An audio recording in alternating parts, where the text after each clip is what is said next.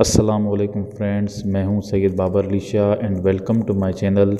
Dear viewers, आज की इस वीडियो में हम बात करेंगे board of intermediate and secondary education Sukkur Sindh की तरफ से न्यू चेंजेस की गई हैं in the pattern of board exams.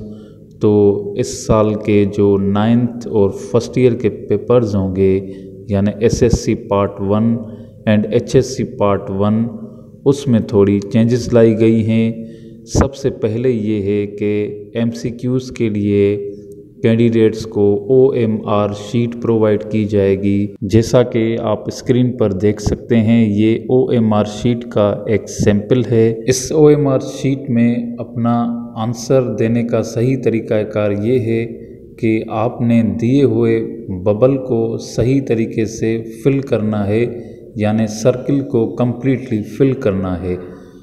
आपको स्क्रीन पर दिखाए गए हैं कि किस तरह से आप इन बबल्स को फिल कर सकते हैं। यहाँ पर आपको रॉन्ग मेथड भी शो किया गया है कि जिनसे आपका एमसीक्यू गलत हो जाएगा। इसलिए करेक्ट मेथड ये है कि आपने सर्किल को सही तरीके से फिल करना है। इन एमसीक्यूज़ के अलावा आपने अपना सीट नंबर भी बबल्स की सूरत में भी फिल करना है। फ़र्ज़ करें आपका सीट नंबर या रोल नंबर 1 2 3 4 5 6 है, तो आपने हर कॉलम में नंबर के हिसाब से बबल फिल करना है। जैसे फर्स्ट नंबर पे आपका 1 है तो आपने 1 बबल को फिल करना है। सेकंड नंबर पे आपका 2 है तो आपने सेकंड कॉलम में नंबर 2 फिल करना है। इस तरह से आपने अपना सीट नंबर फिल करना है।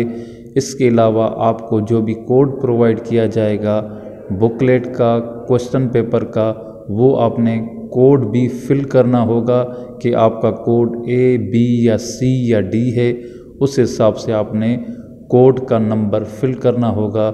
इसके अलावा आपने अपनी पर्सनल इन्फॉर्मेशन जो भी दरकार होगी वो देनी है, जैसा कि name, father's name, CNIC, paper name, date and centre वगैरह। तो इस तरह से कैंडिडेट्स ने इस साल OMR शीट भरनी है और ये तरीका नेक्स्ट ईयर SSC पार्ट 2 यानी मैट्रिक और HSC पार्ट 2 यानी इंटर में भी इम्प्लीमेंट हो जाएगा। आपकी ये OMR शीट का रिज़ल्ट कंप्यूटर से लिया जाएगा। इसके अलावा क्वेश्चंस आंसर्स हल करने के लिए आपको आंसर के हिसाब से जगह प्रोवाइड की जाएगी। इस जगह में तरतीब से आपने अपने आंसर्स लिखने हैं।